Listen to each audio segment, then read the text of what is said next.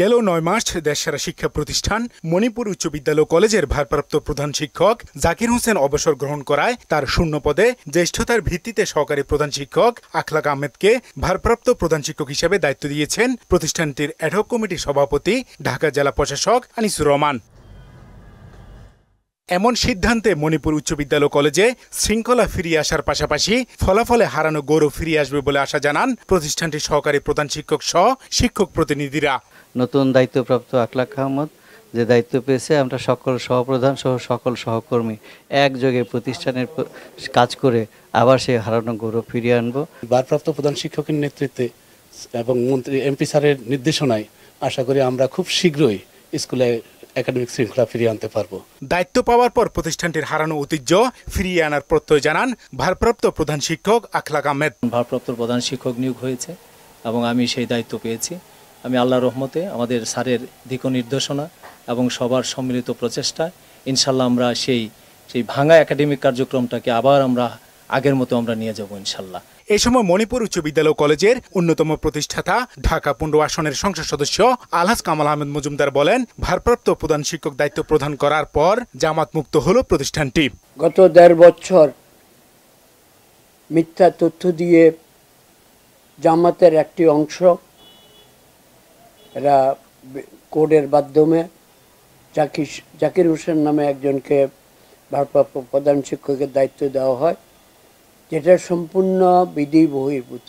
তাকে দায়িত্ব দেওয়ার পরে এই জামাতের লোকজন গত ১.৫ বছর স্কুলের শিক্ষকদের উপর নির্যাতন, ফলাফল বিপর্যয় সহ বিভিন্ন রকমের কর্মকাণ্ড তারা ঘটিয়েছে। ফেসবুক মামলা, হামলা, এমন কোনো জিনিস নেই যেটা বাদ যায়নি। আল্লাহর কাছে শুকরিয়া আদায় করি যে আমরা এখন এই গ্রাহ মুক্ত হয়েছি, আমরা জামাত মুক্ত হয়েছি।